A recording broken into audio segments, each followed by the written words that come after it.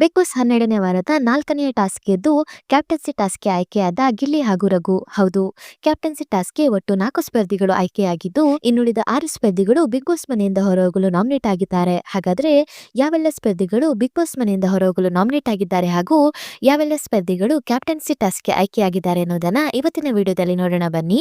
ಅದಕ್ಕೂ ಮೊದಲು ಈ ವಿಡಿಯೋನ ಸ್ಕಿಪ್ ಮಾಡದೆ ಕೊನೆವರೆಗೆ ನೋಡಿ, ಹಾಗೆ ಕೆಳಗೆ ಕಾಣಿಸ್ತಿರೋ ಬೆಲ್ ಐಕಾನ್ ನಲ್ಲಿ ಆಲ್ ಅನ್ ಆಪ್ಷನ್ ನ ಸೆಲೆಕ್ಟ್ ಮಾಡಿ. ಇದರಿಂದ ಪ್ರತಿ ವಿಡಿಯೋ ನೋಟಿಫಿಕೇಶನ್ ನಿಮಗೆ ತಪ್ಪದೆ ಸಿಗುತ್ತೆ.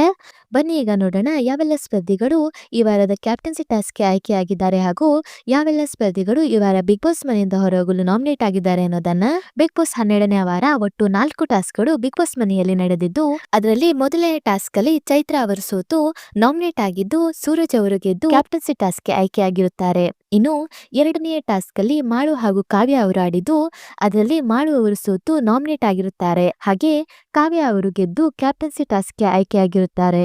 ಇನ್ನು ಮೂರನೆಯ ಟಾಸ್ಕ್ ಸ್ಪಂದನ ಹಾಗೂ ಅಶ್ವಿನಿ ಅವರ ನಡುವೆ ನಡೆದಿದ್ದು, ಈ ಟಾಸ್ಕ್ ರದ್ದಾಗಿರುವುದರಿಂದ ಅಶ್ವಿನಿ ಹಾಗೂ ಸ್ಪಂದನ ಇವರಿಬ್ಬರು ಸಹ ನಾಮಿನೇಟ್ ಆಗಿರುತ್ತಾರೆ. ಇನ್ನು 4ನೆಯ ಟಾಸ್ಕ್ ಗಿಲ್ಲಿ ಹಾಗೂ ರಘು ಮತ್ತು ರಜತ್ ಹಾಗೂ ಧನುಷ್ ಇವರಿಬ್ಬರ ಮಧ್ಯೆ ನಡೆದಿದ್ದು, ಈ ಟಾಸ್ಕ್ ನಲ್ಲಿ ಗಿಲ್ಲಿ ಹಾಗೂ ರಘು ಇವರಿಬ್ಬರು ಗೆದ್ದು ಕ್ಯಾಪ್ಟನ್ಸಿ ಟಾಸ್ಕ್ಗೆ ಆಯ್ಕೆಯಾಗಿದ್ದು, ರಜತ್ ಹಾಗೂ ಧನುಷ್ ಅವರು ನಾಮಿನೇಟ್ ಆಗಿರುತ್ತಾರೆ. ಹೌದು, 12ನೆಯ ವಾರ ಸೂರಜ್, ಕಾವ್ಯ, ಗಿಲ್ಲಿ ಹಾಗೂ ರಘು ಈ 4 ಸ್ಪರ್ಧಿಗಳು ಕ್ಯಾಪ್ಟನ್ಸಿ ಟಾಸ್ಕ್ಗೆ ಆಯ್ಕೆಯಾಗಿದ್ದು, ಈ 4 ಸ್ಪರ್ಧಿಗಳ ಮಧ್ಯ ಈಗ ಕ್ಯಾಪ್ಟನ್ಸಿ ಟಾಸ್ಕ್ ನಡೆಯಲಿದೆ. ಹೌದು, ಗಿಲ್ಲಿ ಅವರು ಸಹ ಕ್ಯಾಪ್ಟನ್ಸಿ ಟಾಸ್ಕ್ಗೆ ಆಯ್ಕೆಯಾಗಿದ್ದು, ಈ 4 ಸ್ಪರ್ಧಿಗಳಲ್ಲಿ ಯಾರು ಈ ವಾರದ ಕ್ಯಾಪ್ಟನ್ ಆಗಬೇಕು ಎನ್ನುವ ನಿಮ್ಮ ಅನಿಸಿಕೆಯನ್ನ ಕಮೆಂಟ್ ಮೂಲಕ ತಿಳಿಸಿ. ಹಾಗೆ ಈ ವಾರ ಬಿಗ್ ಬಾಸ್ ಮನೆಯಿಂದ ಹೊರಹೋಗಲು ಚೈತ್ರ, ಮಾಳು, ಅಶ್ವಿನಿ, ಸ್ಪಂದನ, ಧನುಷ್ ಹಾಗೂ ರಜತ್ ಈ 6 ಸ್ಪರ್ಧಿಗಳು ನಾಮಿನೇಟ್ ಆಗಿರುತ್ತಾರೆ.